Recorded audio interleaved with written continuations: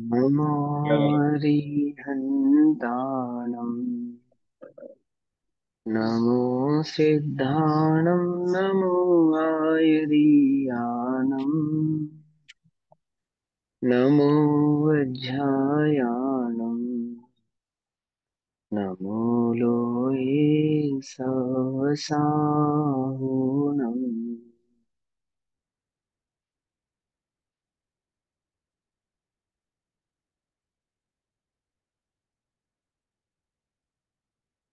नमः समेसाराय स्वानुभूत्या च कासते यत्स्वभावाय भावाय सर्वभावान्तरच्छिदे।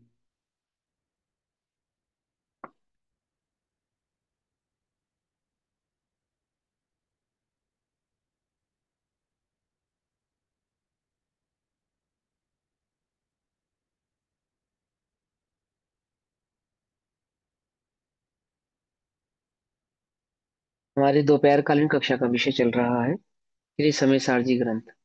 श्री समय सारजी का स्वाध्याय हम सभी आचार्य अमृतचंद्र देव द्वारा रचित आत्मख्याति टीका के माध्यम से कर रहे हैं। आत्मख्याति टीका सर्वश्रुत ज्ञान अधिकार पेज नंबर 527 527, गाथा नंबर 373 से 382। 10 गाथाएं हैं।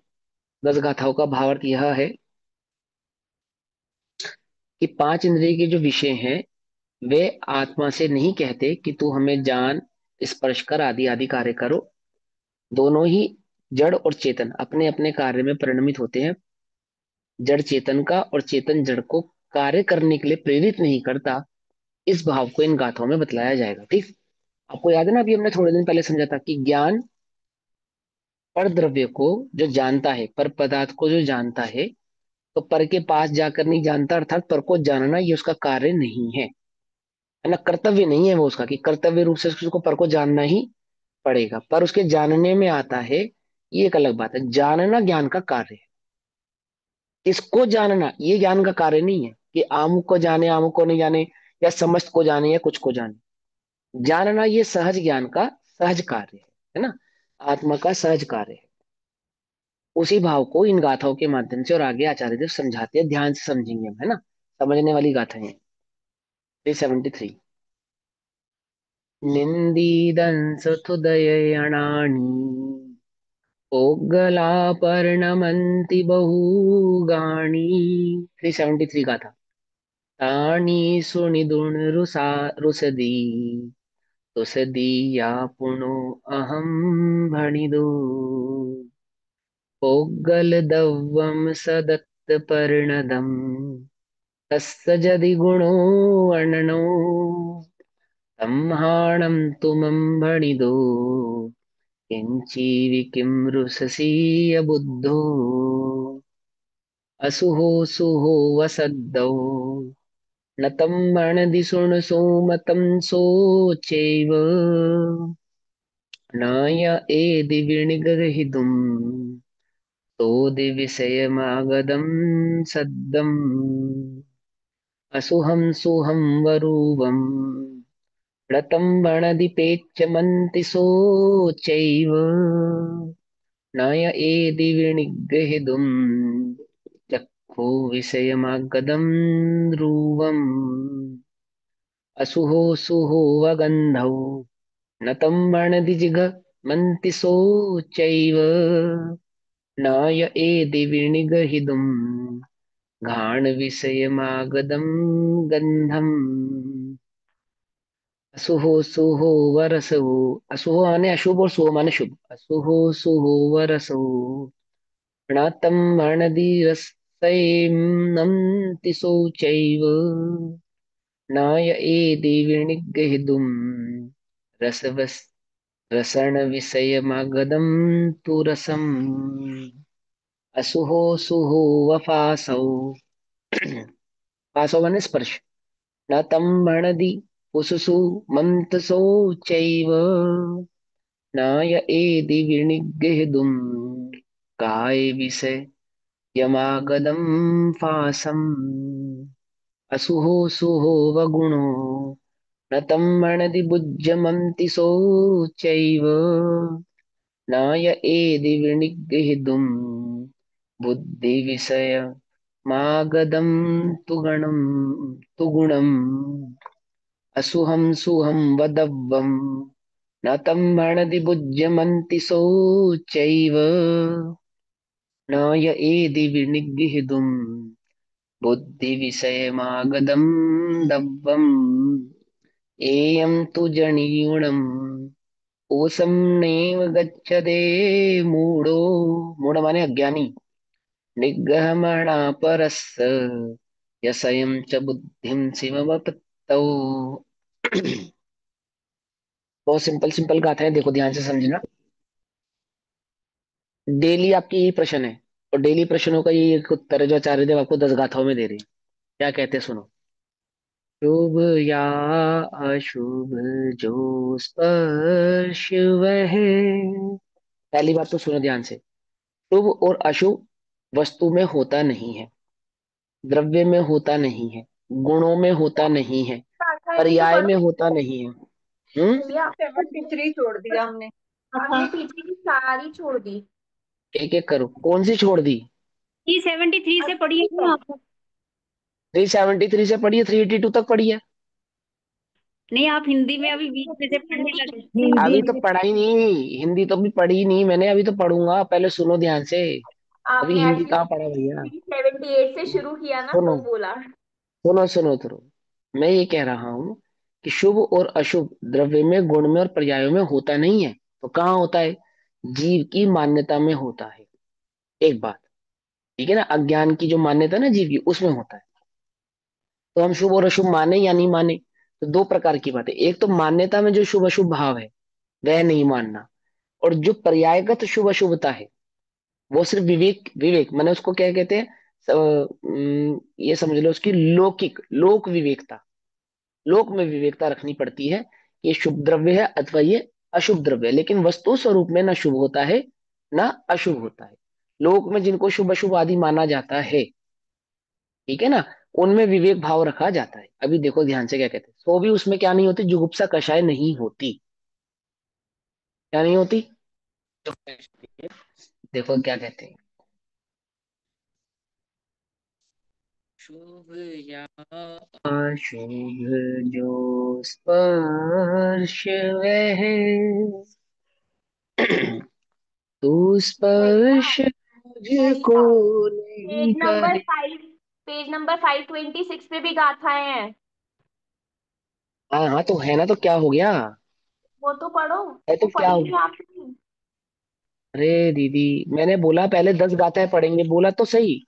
कौन सी गाथाएं नहीं पढ़ी मैंने? 527, 525 पे कौन सी गाथा है? 373, ज्यादा थ्री से सेवेंटी पहले थ्री 379 पढ़ इसका लो पहले। मतलब है कि आपने जो गाथा सुनो, पढ़ी ना उससे पहले की 6 गाथाएं और है इसमें और है वो रुक भी जाओ कहानी। रुक पढ़ जाओ लो। रुक जाओ रुक जाओ रुक जाओ रुक जाओ, एक सेकंड रुक जाओ। रिकॉर्ड हुआ है या क्लास रिकॉर्ड चल रही है या नहीं चल रही है? चल रही है, हाँ तो रिकॉर्डिंग खोलना फिर सुनना। 373 से 382 तक की गाथाएं पढ़ी है मैंने, अब सुनो ध्यान से। अब मैं ये 373 से पढ़नी है मुझे, ठीक है। हिंदी वाली पढ़नी है मेरे को, वो मैं गलत पढ़ रहा हूँ, वो मैं ठीक कर लेता हूँ। उद्गल दर्ब बहु भांति निंदा स्तुति वचन रूप परिणमे सुन कर उन्हें मुझको कहा गिन रोष तोष जुजीव करे। रोष माने राग, तोष माने द्वेष। उद्गल दरब शब्द तत्व परिणत उसका गुण जो अन्य है। जो पुद्गल द्रव्य है, शब्द आदि, उनका जो गुण है मतलब वो आत्मा से भिन्न है, ये कह रहे हैं। उनका गुण जो अन्य है, अर्थात जो पुद्गल आदि द्रव्य हैं, शब्द स्पर्श रसगंध वर्ण, वो किसके भेद है? पुद्गल के भेद है। और वो जीव से कैसे हैं? भिन्न है। उद्गल दरव शब्दत्व परिणत उसका गुण जो अन्य है। कहाँ कुछ भी तुझे, हे अबुध रोष तू क्यों करे। उन्होंने तुझसे कुछ नहीं कहा, अर्थात एक द्रव्य दूसरे द्रव्य को क्या कह सकता है, कह सकता है, अर्थात ना उसने तेरा कुछ बिगाड़ा है, ना तुझसे कुछ कहा है, और ना ही तेरा कोई कार्य किया है, ऐसा। ने पुद्गल का जो परिणमन हुआ है, उसने जीव द्रव्य को कहा सुना आदि ऐसा कोई कार्य हुआ नहीं है। वो तेरा कुछ भी खराब कैसे कर सकता है। हे अबुध, अबुध माने अज्ञानी, रोष तो क्यों करता है कि पुद्गल द्रव्य ने मुझे कुछ कहा है, ऐसा तू रोष क्यों करता है, या मुझे अशुभ शब्द कहे हैं। शुभ या अशुभ जो शब्द वह, तू सुन मुझे ना तुझे कहे।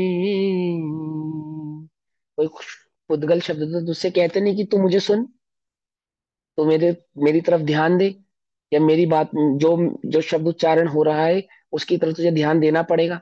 ये तो तेरी ओर आकर कहते नहीं है। समझ नहीं बात, समझा था ना। जीव अन्य द्रव्य को जाने, ऐसा अन्य द्रव्य जीव के पास जाके कहता नहीं कि तू मुझे जान, अथवा तेरा कर्तव्य तुझे मुझे जानना पड़ेगा। पकड़ में आई बात। इसमें दो तीन उदाहरण आएंगे, मैं उदाहरण भी रिपीट कर देता हूँ पहले। जैसे चुंबक लोहे की कील को अपनी ओर खींचती है, खींचती है ना।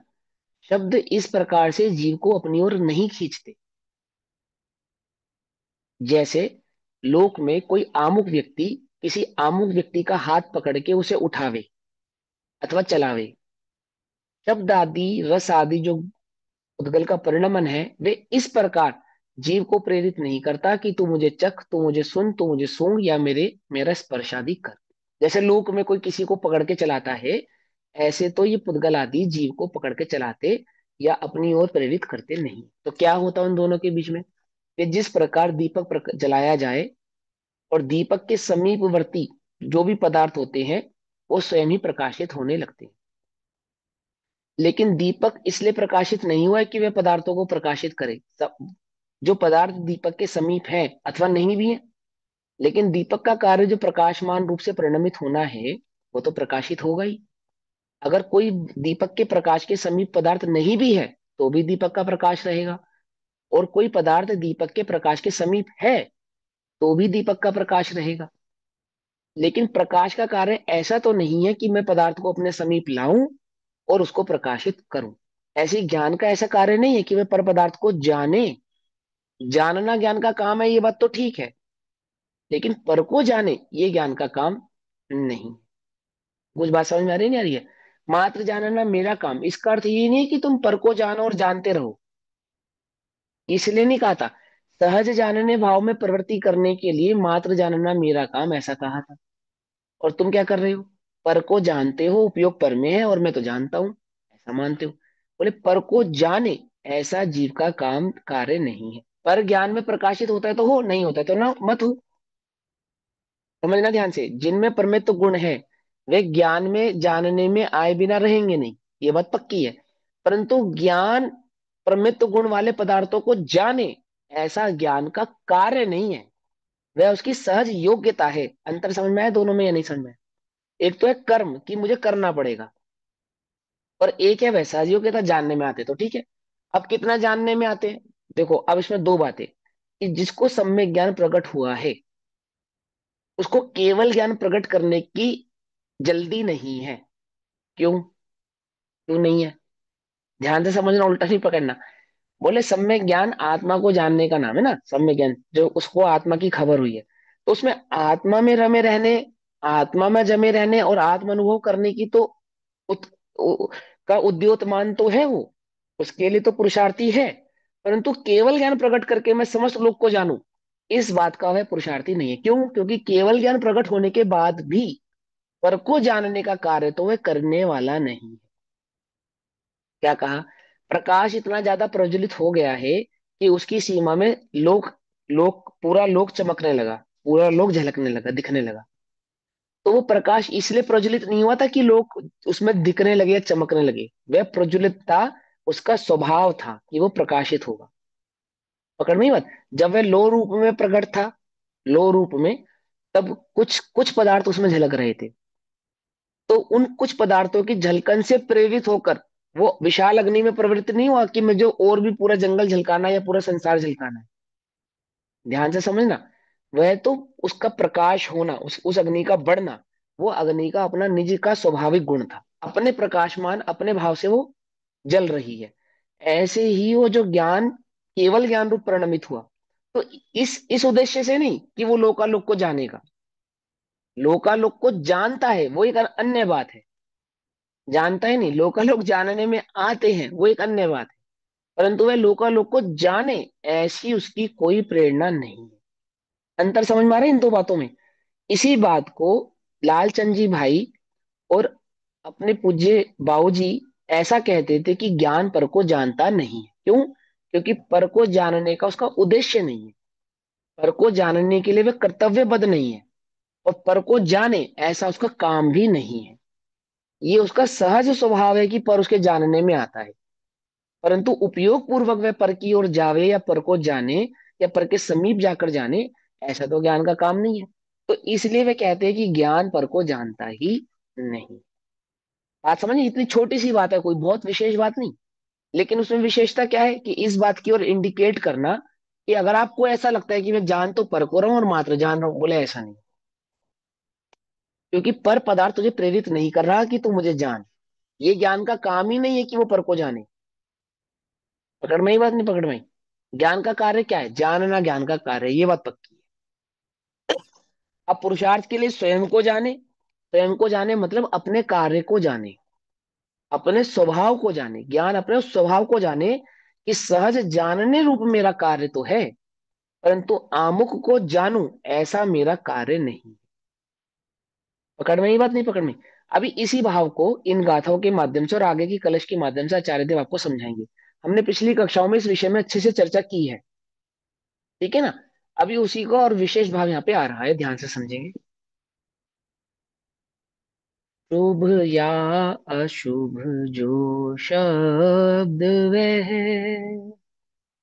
तू सुन मुझे ना तुझे कहीं, अरु जीव भी नहीं ग्रहण जावे, कर्ण गोचर शब्द को। शुभ या अशुभ जो रूप वह, तो देख मुझको नहीं कहे, अरु जीव भी नहीं ग्रहण जावे, चक्षु गोचर रूप को। शुभ या अशुभ जो गंध वह, तो सूंघ मुझको नहीं कहे, अरु जीव भी नहीं ग्रहण जावे, घ्राण गोचर गंध को। शुभ या अशुभ रस कोई भी, तू चाख मुझको नहीं कहे, अरु जीव भी नहीं ग्रहण जावे, रसन गोचर स्वाद को। शुभ या अशुभ जो स्पर्श वह, तो स्पर्श मुझको नहीं करे, अरु जीव भी नहीं ग्रहण जावे, काय गोचर स्पर्श को। शुभ या अशुभ गुण कोई भी, तू जान मुझको नहीं कहे, अरु जीव भी नहीं ग्रहण जावे, बुद्धि गोचर गुण। अरे यहाँ पे गुण माने नेचर है, किसी जीव का अच्छा नेचर होता है, किसी का खराब नेचर होता है ना, उसकी बात। शुभ या अशुभ जो द्रव्य वह, तू जान मुझको नहीं कहे, अरु जीव भी नहीं ग्रहण जावे, बुद्धि गोचर द्रव्य रे, यह जान कर भी मूढ़ जीव पावे नहीं उपशम रे। उपशम माने मिथ्यात्व का अभाव या मिथ्यात्व का नाश। शिव बुद्धि को पाया नहीं, वह पर ग्रहण करना चाहे। पर का ग्रहण करना चाहता है, शिव बुद्धि यानी कि सम्यक बुद्धि को उसने प्राप्त नहीं किया है। उपशम समझ का आई अर्थ बात शांति भी हो सकता है क्या? है? इसमें ये लाइन आई है ना, मूढ़ जीव पावे नहीं उपशम अरे, तो उपशम का अर्थ शांति भी हो सकता है, शांति भी ले सकते हैं हम।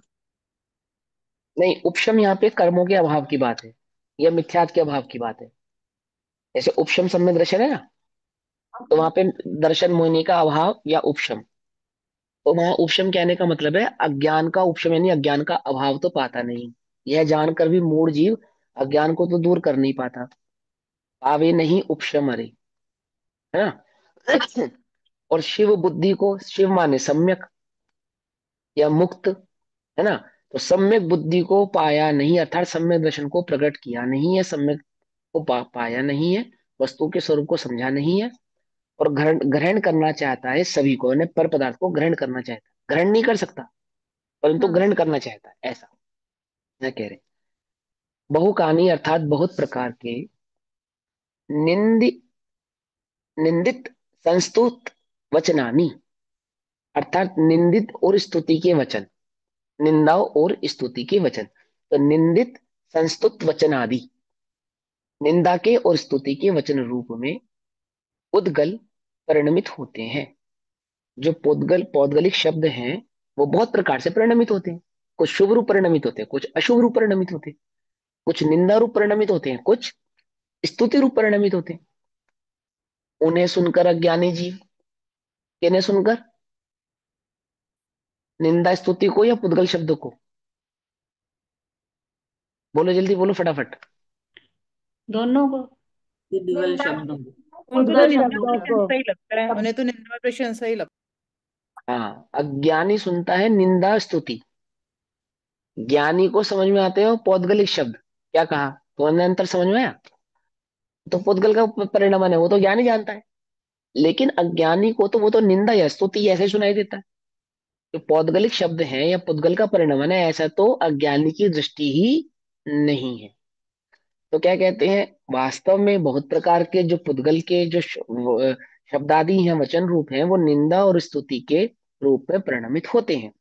उन्हें सुनकर अज्ञानी जीव मुझसे कहा ऐसा मानकर, कि निंदा मेरी हुई अथवा स्तुति मेरी हुई ऐसा मानकर रोष और संतोष करता है ना।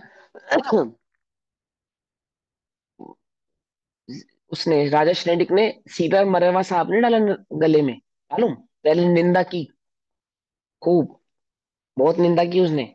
और जब निंदा करने पर भी वो टस से मस नहीं हुई ना, आचार्य मुनिराज, वादिराज मुनिराज शांत बैठे रहे बिल्कुल।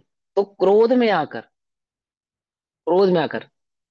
क्या करा उसने, वो मरा हुआ सांप उनके गले में डाल दिया कि ये कुछ रिप्लाई नहीं कर रहे मेरी बात का, है। अथवा मेरी यशोधर। बात पे यशोधर यशोधर मुनिराज मेरी बात का रिप्लाई नहीं कर रहे, और या मेरी बात पे कोई रिएक्ट नहीं कर रहे। मैं इतना बोल रहा हूँ इनसे और ये एकदम शांति से बैठे हैं। बहरा है क्या, गूंगा है क्या, जाने क्या क्या उसने कहा। जब लगा उसको कि कुछ नहीं कर रहे रिप्लाई, तो वो क्रोध में आके मरा हुआ सांप उनके गले में डाल दिया और प्रसन्नता पूर्वक वो घर आया। क्या कहने लगा चेलना से कि अब तक तो वो पाखंडी उठ के भाग गया होगा, ऐसा कहने लगा। फिर चेलना गई। तो अब जब उपसर्ग दूर हुआ तो स्तुति करने लगा, वही श्रेणी स्तुति करने लगा ना मुनिराज की। पहले वो निंदा कर रहा था, फिर स्तुति करने लगा। तो जिन्होंने निंदा ही नहीं सुनी वो स्तुति सुनेंगे क्या? है? समझे? स्तुति तो वे सुनना पसंद करते हैं जिन्हें निंदा सुनाई देती है। जो निंदा ही नहीं सुनते, वो स्तुति क्या सुनेंगे? वे स्तुति भी नहीं सुनते। तो क्या कहते हैं? तो जिसे कहा ऐसा जानकर रोष और संतोष करता है कौन? अज्ञानी, अर्थात क्रोध करता है अथवा प्रसन्न होता है। उद्गल द्रव्य शब्द रूप से परिणमित होता हुआ, उसका गुण यदि अन्य है, पुद्गल शब्द का जो गुण है, जो उसका स्वभाव है, वो कैसा है? जीव से भिन्न है।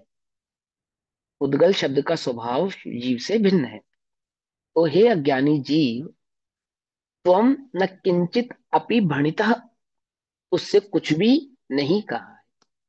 क्यों? अन्य द्रव्य हो गया ना। तो अन्य द्रव्य हो गया, और उस अन्य द्रव्य ने जिसमें कि जीवत्व नाम का भाव भी नहीं है, उस शब्द ने तुझसे कुछ भी कहा नहीं है। उसने तो अपना परिणमन मात्र किया है। बात समझ में ही नहीं? उसने क्या किया है? अपना परिणमन मात्र किया है। एक होती है ना साइन लैंग्वेज, साइन लैंग्वेज होती है ना। तो जब तक हमें ये ना मालूम हो कि इस साइन का क्या अर्थ है, तो उस साइन में आप हमारी निंदा करो या स्तुति करो, बोलो, हमें मालूम चलेगा? पता ही नहीं चलेगा। क्यों? हमें उसका भाव नहीं मालूम ना। उस साइन लैंग्वेज में क्या कहा जाता है, ये निंदा का साइन है या स्तुति का साइन, हमें नहीं मालूम। तो जो कर रहा है उस साइन लैंग्वेज में हमसे कुछ भी कह रहा है, तो हम कैसे देखेंगे उसको? कैसे? एकदम वीतराग भाव से जानेंगे, नहीं जानेंगे। ऐसे ही वो कह रहे हैं कि जीव से कह रहे हैं, अरे जीव, ये जो पुद्गल शब्द है तुझसे क्या कह रहे हैं? ये तो इन्होंने तुझसे कुछ कहा ही नहीं है। ये तो सहज अपना परिणमन मात्र कर रहे हैं। समझ में आते? समझ में? जीव, ओंठ और तालुका के टकराने से जो शब्द आदि उच्चारण होते हैं, जैसे दो हाथों के टकराने से ताली बजती है ना, अथवा बादलों के टकराने से गड़गड़ाहट पैदा होती है, हवा के टकराने से पत्तों में या हवा में आवाज आती है, कंदराओं में, गुफाओं में जो आवाज आती है, वो क्या है? वो मात्र पुद्गल का परिणमन है और कुछ नहीं। तो पुद्गल के उन परिणमनों में कोई एक परिणमन तो तुझे संतोष रूप लगता है, जैसे कोयल चहके, मोर चहके, आदि आदि। इसी शेर आदि की गरजाहट तुझे डरावनी लगती है, लगती है ना। अथवा किन्हीं शब्दों को सुनकर तू प्रसन्न हो जाता है, किन्हीं शब्दों को सुनकर भयभीत हो जाता है, और किन्हीं शब्दों को सुनकर तू क्रुद्ध हो जाता है।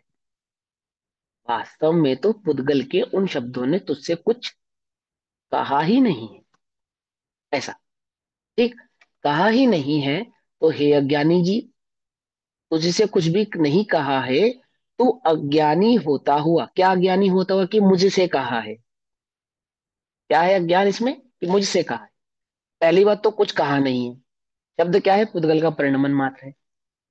दूसरी बात क्या अज्ञान है? कि मुझसे कहा है ना।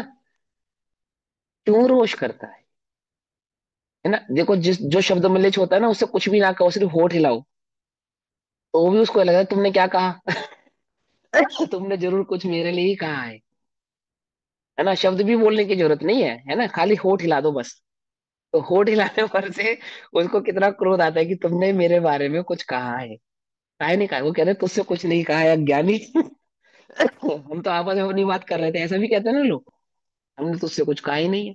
वो आचार्य कह रहे हैं, वास्तव में तुझसे कुछ नहीं कहा है, पुद्गल का परिणमन मात्र हुआ है, और तू अज्ञानी होता हुआ रोष करता है। अशुभ अथवा शुभ शब्द तुझसे यह नहीं कहता कि मम श्रुणुति, तो मुझे सुन। कोई शब्द तुझसे ऐसा नहीं कहता है कि तुम मुझे सुन।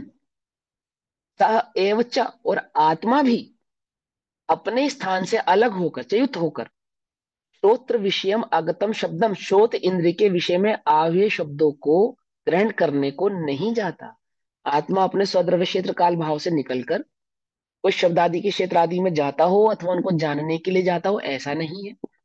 और शब्द आदि भी आकर तुझे कहते हो, प्रेरित करते हो कि तू मुझे सुन, ऐसा नहीं है। तेरी मर्जी है, तो उनकी और अपने उपयोग को ले जाता है, ये तो तेरा अपना स्वयं का अज्ञान है। वे तो तुझे प्रेरित नहीं करते कि तू मुझे सुन ही सुन।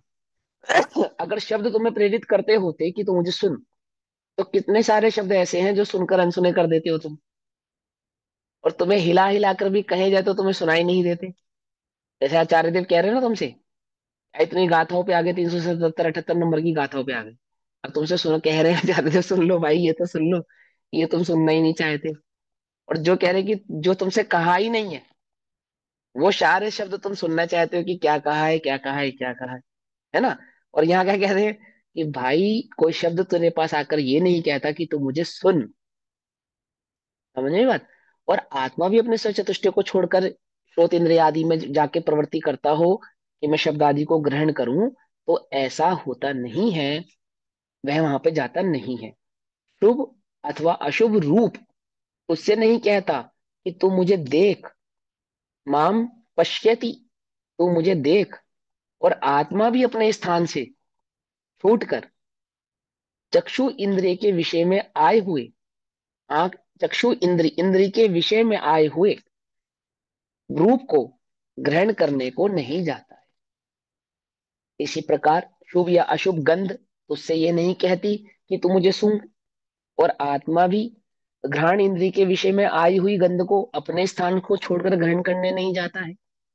शुभ अशुभ रस उससे नहीं कहता कि तू मुझे चख।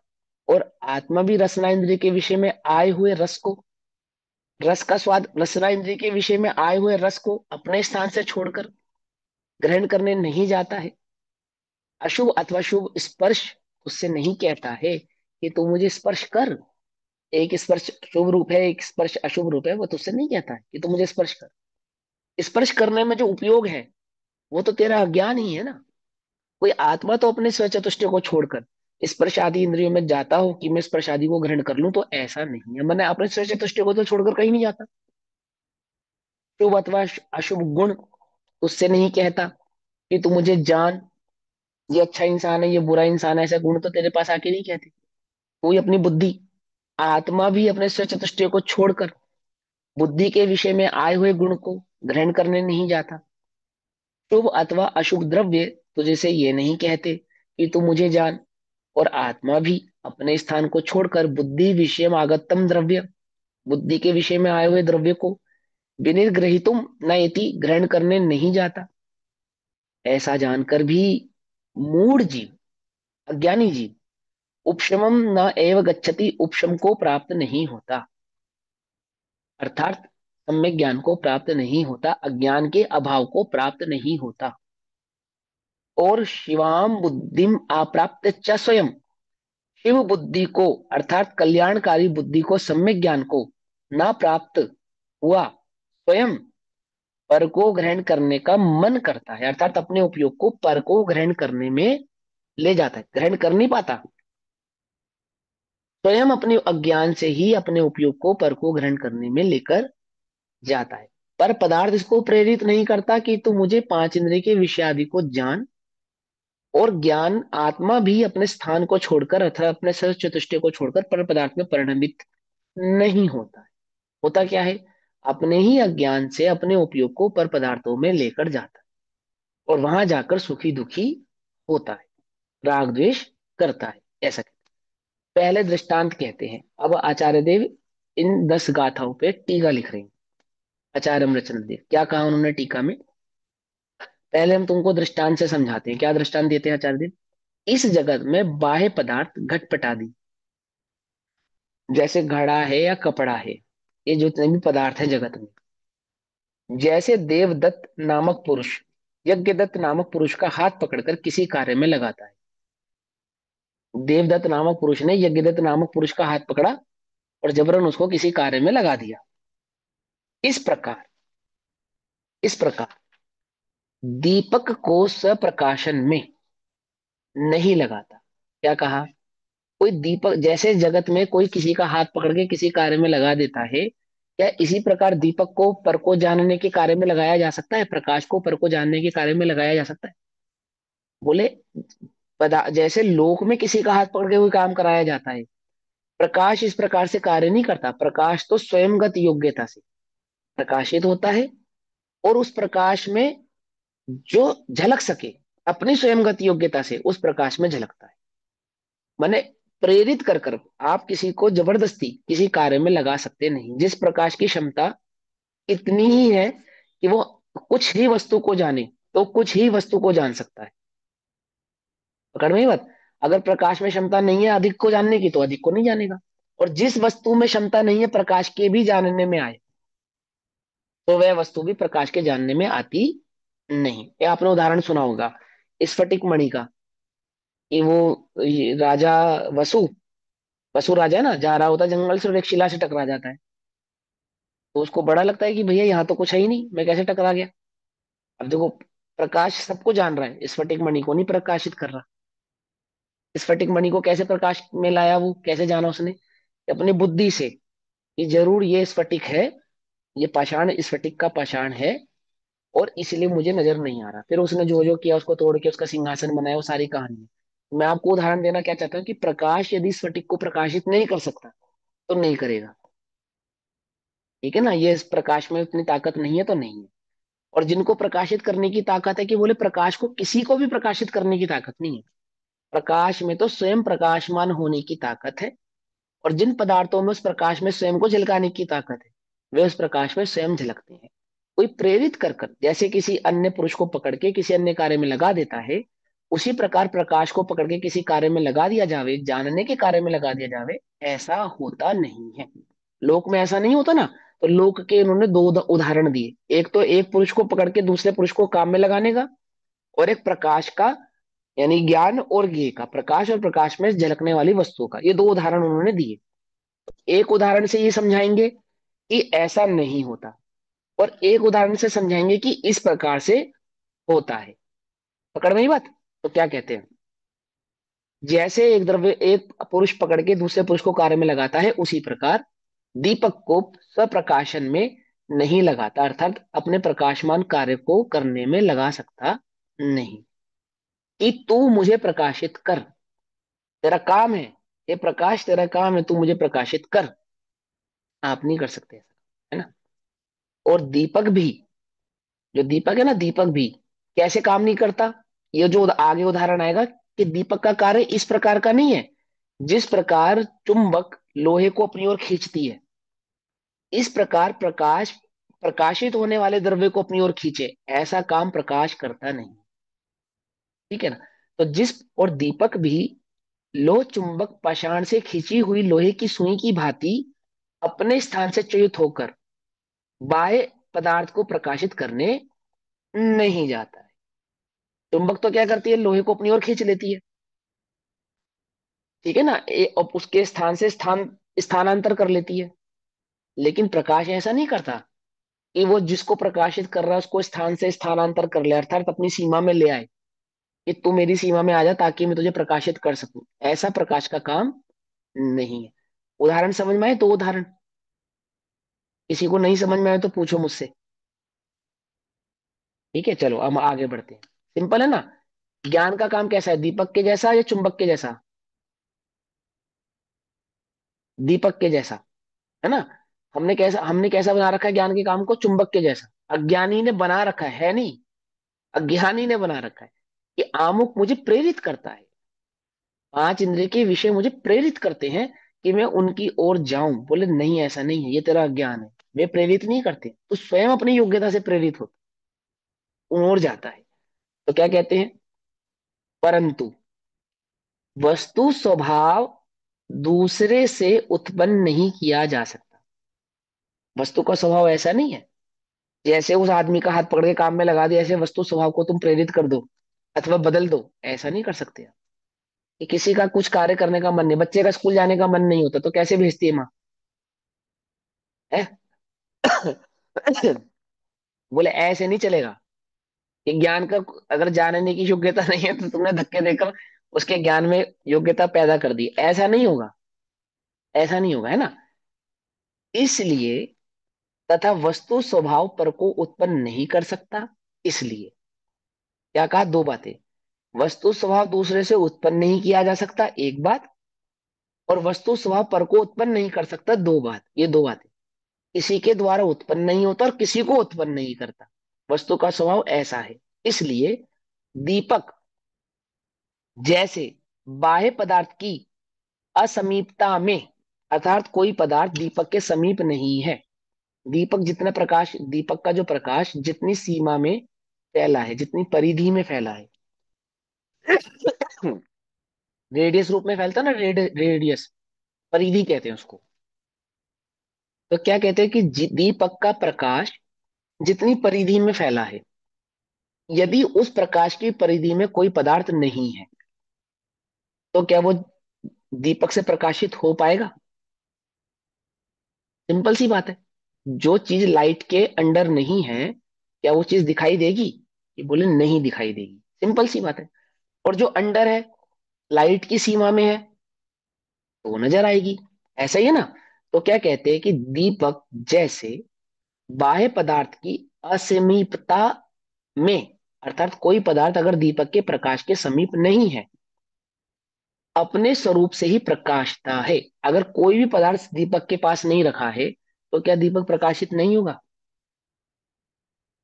बोलो, क्या पदार्थ होगा तभी दीपक प्रकाशित होगा? ऐसा तो नहीं है। कोई भी वस्तु ना हो, दीपक का काम तो प्रकाशमान है, प्रकाशित रूप होता रहेगा। ज्ञान पर को जानेगा, तो क्या तभी ज्ञान कहलाएगा? ध्यान से समझना। बोले नहीं, ऐसा नहीं है। वो अमुक को जानेगा तो ही ज्ञान कहलाएगा, ऐसा नहीं। जैसे दीपक की परिधि में, प्रकाश की सीमा में कोई वस्तु नहीं है, तो भी प्रकाश कैसा है? प्रकाशमान है। ये प्रकाश तो किसी को दिखाई नहीं रहा। अरे किसी को दिखाए, ये प्रकाश का काम ही नहीं है। ध्यान से समझना, वो तो स्वयं प्रकाशित रूप है ना, स्वयं प्रकाशमान रूप से परिणमित हो रहा है। उसी प्रकार बाह्य पदार्थ की समीपता में भी यदि कोई पदार्थ उस प्रकाश के समीप है, एक तो क्या का समीप नहीं है तो भी प्रकाशित हो रहा है, और कोई पदार्थ समीप है तब तब भी प्रकाशित होगा। कैसे? जैसे समीप नहीं था तब हो रहा था, ऐसे ही समीप होने के बाद भी एज इट इज प्रकाशित हो रहा है। जैसे अभी केवल ज्ञान प्रकट नहीं हुआ है, तो भी वह ज्ञान कैसा है? सहज जानने रूप है। अभी केवल ज्ञान प्रकट होने के बाद कैसे परिणमित होगा? बोले जैसा अभी परिणमित हो रहा है, सहज जानने रूप। केवल ज्ञान में भी वैसा ही सहज जानने रूप परिणमित होगा। वस्तु उस ज्ञान के समीप है या नहीं है, ऐसे इससे उस ज्ञान में तो कोई फर्क पड़ने वाला नहीं।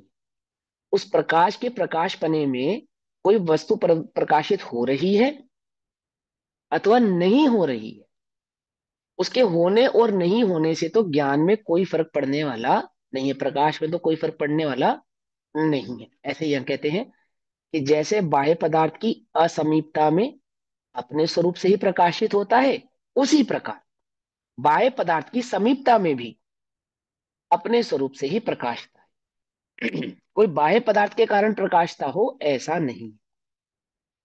बाह्य पदार्थ नहीं था तब भी प्रकाशित हो रहा था, बाह्य पदार्थ है तब भी प्रकाशित हो रहा है। आप ये नहीं कह सकते क्योंकि बाह्य पदार्थ है इसलिए प्रकाशित हो रहा है। पकड़ में ही बात नहीं? पकड़ में? समझे? ज्ञान इसलिए ज्ञान नहीं है कि वो ज्ञो को जानता है। क्या कह रहे हैं? ये समझा रहे, ज्ञान इसलिए ज्ञान नहीं है कि वो ज्ञो को जानता है, ज्ञान इसलिए ज्ञान है क्योंकि वह जानता है। सहज जानने रूप उसका काम है। अब जिसने उस ज्ञान को पर के कार्य में लगाया हुआ है, वह ज्ञान स्वभाव को जानता नहीं है, ज्ञान के स्वरूप को पहचानता नहीं, अपने स्वरूप से ही प्रकाशता है। ऐसे दीपक को वस्तु स्वभाव से ही विचित्र परिणति को प्राप्त होता हुआ मनोहर या अमनोहर घटपट आदि बाह्य पदार्थ किंचित मात्र भी विक्रिया उत्पन्न नहीं करता। अर्थात जो पदार्थ उस प्रकाश में प्रकट हो रहा है, घड़ा या कोई कपड़ा, उस प्रकाश में यदि नजर आ रहा है, तो नजर आने के कारण उस प्रकाश में तो किसी प्रकार का प्रभाव वह घड़ा या कपड़ा पैदा करता नहीं है, किसी प्रकार की विशेष क्रिया तो वह पैदा करता नहीं। जब वह नहीं था, जिस प्रकार से प्रकाश प्रकाशित हो रहा था, वस्तु के उपस्थित होने पर भी प्रकाश बिल्कुल वैसा ही प्रकाशित हो रहा। बात समझ में नहीं आनी है? देखो, पुराने जमाने में ना टॉर्च होती थी, टॉर्च। तो रात में जब लाइट चली जाती थी, तो कोई सामान ढूंढना होता था तो टॉर्च से ढूंढते थे ना, पुराने जमाने में होता था ना ऐसा। तो जब तक टॉर्च में जिस वस्तु को ढूंढ रहे हैं नहीं नजर आ रही है, तब वो काम कर रही है। और जब वो वस्तु नजर आ गई उस टॉर्च में, तब उस टॉर्च के प्रकाश में कोई फर्क पड़ता था? कोई फर्क नहीं पड़ता था। टॉर्च तो अपना ही काम करती थी, चीज नजर नहीं आई, इसमें टॉर्च की गलती है क्या? और चीज नजर आ गई तो इसमें टॉर्च की शाबाशी है कि बहुत बढ़िया काम किया टॉर्च ने। उसने कुछ नहीं किया। वो तो जब नजर नहीं आ रही थी वस्तु तब भी वैसे ही प्रकाशमान थी, वस्तु नजर आ गई तब भी वैसे ही प्रकाशमान है। वस्तु के नजर आने पर अथवा नहीं आने पर उस टॉर्च के प्रकाश पे तो कोई प्रभाव पड़ता नहीं। ऐसे ही यहाँ कह रहे हैं कि ज्ञान यह प्रकाश जब घटपट आदि उसके समीप है तब, और नहीं है तब, वे किसी भी प्रकार से उस प्रकाश में विक्रिया अर्थात विशेष प्रकार की क्रिया उत्पन्न कराते नहीं, अर्थात उस ज्ञान को प्रभावित करते नहीं। वह तो सहज रूप से जैसा था वैसा ही परिणमित होता रहता है। क्या कहना चाहते हैं कि केवल ज्ञान विशेष रूप से परिणमित होता है और मतिश्रुत आदि जो ज्ञान है वो विशेष रूप से परिणमित होता है? बोले ऐसा नहीं है, ज्ञान सामान्य रूप से परिणमित होता है। वो लोकालोक को जाने तो, लोकालोक को नहीं जाने तो। ज्ञान स्वभाव की बात चल रही है ना। जो जिसकी दृष्टि ज्ञान स्वभाव पे और जिसकी पर पदार्थ पे दृष्टि है वो तो ज्ञान स्वभाव को जानता ही नहीं है। ठीक है ना।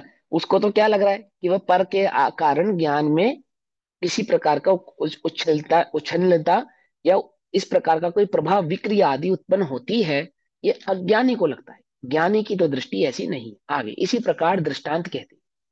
अब दृष्टांत कहेंगे बाह्य पदार्थ। ज्ञान किन किन को जानता है? शब्द, रूप, रस, गंध, स्पर्श, रस, गुण आदि ये सब ज्ञान के जानने में आते हैं। ठीक है ना। जैसे देवदत्त यज्ञदत्त को हाथ पकड़कर किसी कार्य में लगाता है, उसी प्रकार ये तो एक उदाहरण है।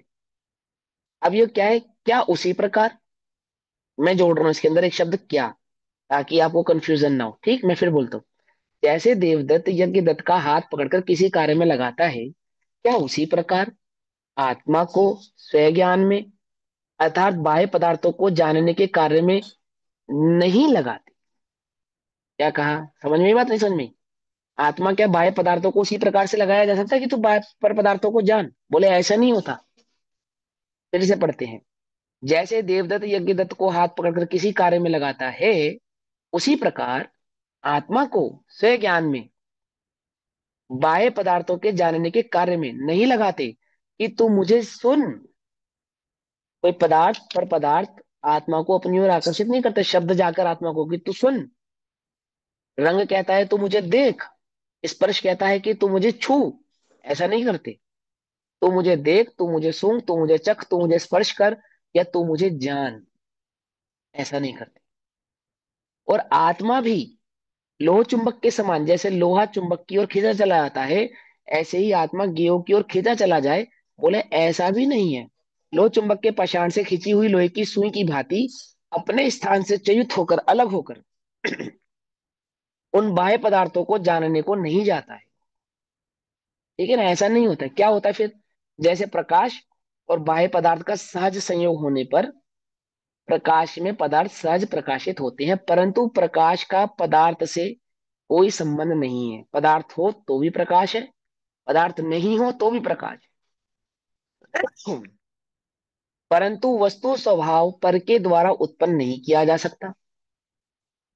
जैसे देवदत्त ने यज्ञदत्त को पकड़ के चलाया, ऐसा नहीं किया जा सकता। इसलिए तथा वस्तु स्वभाव पर को उत्पन्न नहीं कर सकता। इसलिए जैसे सुई लोहे के चुंबक के आकर्षण से खींची चली जाती है, ऐसा भी एक जो स्वयं जाकर किसी को उठाए, एक जो स्वयं खींचता चला है, ये दोनों ही काम होते नहीं है। वस्तु स्वभाव में इस प्रकार का कार्य होता नहीं। आत्मा जैसे बाह्य पदार्थों की असमीपता में, हम बाह्य पदार्थों को कितना जानते हैं? असमीपता में नहीं जानने के कारण। असमीपता में जो पदार्थ हमारे ज्ञान के समीप नहीं है, जो हमारे जानने की योग्यता में नहीं है, असमीपता में अपने स्वरूप से ही जानता है। उसी प्रकार बाह्य पदार्थों की समीपता में भी अपने स्वरूप से ही जानता है। स्पर्श रस गंध वर्ण आदि जो अभी स्वयं जानने में आ रहे हैं उन्हें भी, अथवा वे जानने में नहीं आए तो भी सहज जानने रूप ज्ञान प्रकाशित परिणमित होता है। स्पर्श रस गंध वर्ण रूप आदि को जाने, इस आधार से ज्ञान आदि परिणमित होते नहीं है। इसलिए ज्ञान आदि का परिणमन होता नहीं है। ना ही स्पर्श रस गंध वर्ण रूप ज्ञान को अपनी ओर आकर्षित करते हैं, और ना ही ज्ञान स्वयं से जाके स्पर्श रस गंध वर्ण रूप आदि के की ओर खिंचा पैदा करता है या जाता है, ऐसा दोनों प्रकार से कार्य नहीं होते। यज्ञदत्त देवदत्त को उठाकर चलावे ऐसा भी नहीं, और लोहे की चुंबक की ओर खींचा चलावे सुई ऐसा भी नहीं। अपने स्वरूप से ही जानते हुए उस आत्मा को, आत्मा का स्वरूप कैसा है, सहज ही जानने वाला, तो अपने स्वभाव से अपने स्वरूप से सहज जानने वाले उस आत्मा को वस्तु स्वभाव से ही विचित्र परिणति को प्राप्त मनोहर अथवा अमनोहर शब्दादि बाह्य पदार्थ किंचित मात्र भी विक्रिया उत्पन्न नहीं करते। अर्थात जिन शब्दों में तुम राग द्वेष आदि भाव कर रहे हो, वे कोई आत्मा में विक्रिया आदि उत्पन्न करते हो ऐसा बिल्कुल भी होता नहीं। चाहे वे आपको मनोहर लग रहे हैं, चाहे वे अमनोहर लग रहे हैं, अथवा जिन किन्हीं में आपको चाहे राग हो रहा है, चाहे किन्हीं में आपको द्वेष हो रहा है, परंतु उनकी प्रेरणा से राग द्वेष हुआ नहीं है, और ज्ञान ने जाकर उनको अशुभ अशुभ रूप परिणमित कराया नहीं। ये सारा का सारा क्या है, अज्ञान का काम। विक्रिया मतलब राक्षस हो गए। विक्रिया माने विशेष प्रकार की क्रिया या उसको किसी प्रकार से परिणमित कराना, पर के द्वारा परिणमित होना विक्रिया। राग राग द्वेष नहीं आएगा इसमें। नहीं नहीं, विक्रिया माने राग द्वेष रूप परिणमित होना बस। लेकिन विक्रिया माने विभिन्न प्रकार की कोई ज्ञान में क्रिया कराते हो ऐसा नहीं, ज्ञान को प्रेरित करते हो ऐसा नहीं, ज्ञान को अपनी ओर खींचते हो या स्वयं ज्ञान की ओर खींचते चले जाते हो ऐसा नहीं। इस प्रकार आत्मा दीपक की भांति पर के प्रति सदा उदासीन, उदासीन माने जिनके प्रति आप उदासीन होते हैं वीत उनके राग। प्रति आपका कैसा स्वभाव, हाँ वीत रखता है ना, है या नहीं है, उदासीन है, कोई फर्क नहीं पड़ता। वह जानने में आ रहे हैं या नहीं जानने में आ रहे हैं, बोल उपयोगी नहीं है उस तरफ, उदासीन। पकड़ में ये बात। केवली लोक के प्रति कैसे हैं, उदासीन। ज्ञानी पर पदार्थ के प्रति कैसा है, उदासीन। उदासीन माने वह जानने में आता है तो भी, नहीं आता है तो भी। वास्तव में तो ज्ञानी उस पदार्थ को जिसके प्रति वे उदासीन है उसे जानते ही नहीं है। आई बात समझ में, नहीं समझ में आई? जानते ही है नहीं, मतलब उस और उपयोग नहीं है उनका, उसको जानने के लिए वो प्रेरित नहीं है ऐसा। इस प्रकार आत्मा दीपक की भांति, जैसे प्रकाश उदासीन है किसके प्रति, कोई प्रकाश में आवे तो भी और नहीं आवे तो भी। प्रकाश उछल पड़े, अरे भैया मैंने दीपक को जाना, ओ सॉरी हीरा जाना, हीरा। प्रकाश ऐसे उछल पड़े कि मेरे जानने में हीरा आया, क्यों ऐसा उछलता है प्रकाश कि मैंने हीरा जाना। और कोई ऐसी अपवित्र वस्तु जानी तो दुखी हो जाता होगा प्रकाश, कि क्या जानने में आ गया मेरे। क्यों, बाथरूम की लाइट और तुम्हारे ड्राइंग रूम रूम की लाइट, कौन सी लाइट तुमसे ज्यादा प्रसन्न है, ये नहीं समझे? एक लाइट तुमने बाथरूम में लगाई है, एक लाइट तुम्हारे ड्राइंग रूम में लगी है, तो कोई दोनों में से एक लाइट तो तुमसे ज्यादा प्रसन्न होगी या नहीं होगी? बोल, उदासीन, उदासीन समझ रहे हो नहीं समझ रहे, उसको कोई फर्क नहीं पड़ता कि तुमने मुझे कहाँ प्रकाशित किया है उस लाइट को, है ना। ऐसे ही वो कह रहे हैं कि वो ज्ञान उदासीन है, पर पदार्थ को जानने में उदासीन है। उदासीन अर्थात संबंध रहित, तटस्थ। तटस्थ माने वीतराग है, ऐसी वस्तु स्थिति है, अर्थात ऐसा वस्तु का स्वभाव है, ऐसा ज्ञान का स्वभाव है। तथापि जो राग द्वेष होता है वह अज्ञान है। ठीक। भावार्थ, शब्द आदि जड़ उद्गल द्रव्य के गुण हैं। वे आत्मा से कहीं यह नहीं कहते कि तू मुझे ग्रहण कर, अर्थात तू हमें जान, और आत्मा भी अपने स्थान से स्थित होकर उन्हें ग्रहण करने के लिए, जानने के लिए उनकी ओर नहीं जाता। कब नहीं जाता, ज्ञान दशा में नहीं जाता या ज्ञान दशा में नहीं जाता, मतलब कभी नहीं जाता। समझे?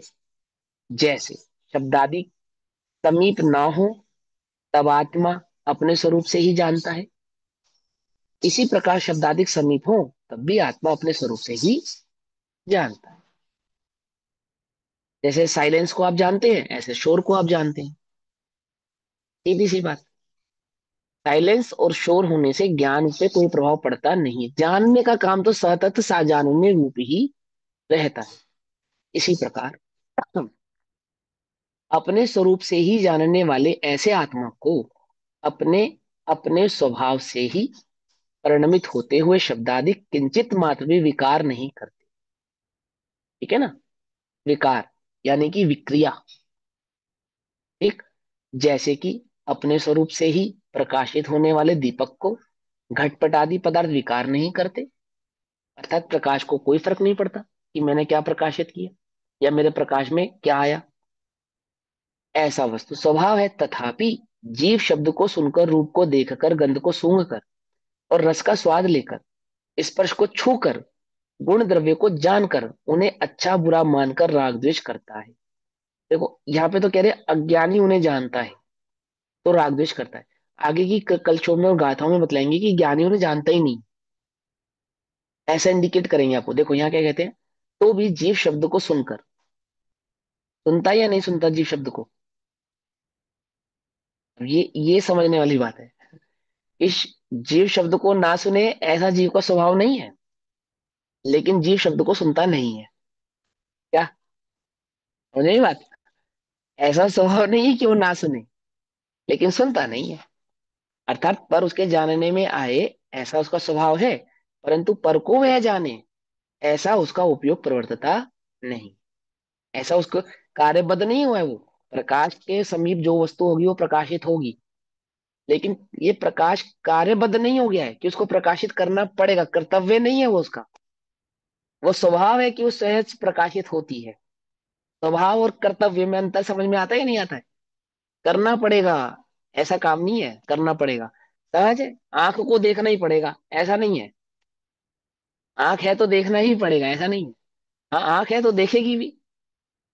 क्या कहा, दादाज का बहुत बड़े उदाहरण देते हैं। बोलो भैया, ब्रह्मचारी को स्त्री को देखना चाहिए या नहीं देखना चाहिए? ब्रह्मचारी पुरुष को किसी स्त्री को देखना चाहिए या नहीं देखना चाहिए? है देखते ना? हुए भी नहीं देखता। हाँ, कि दिखती है पर देखता नहीं है। समझ गए? समझे कितना बढ़िया उदाहरण है। दिखती है, अब वो मैं उससे टकरा आ जाऊं अथवा किसी प्रकार की कोई गलती ना हो, जैसे देख के भी चलेगा, है ना, और फिर भी नहीं देखता है।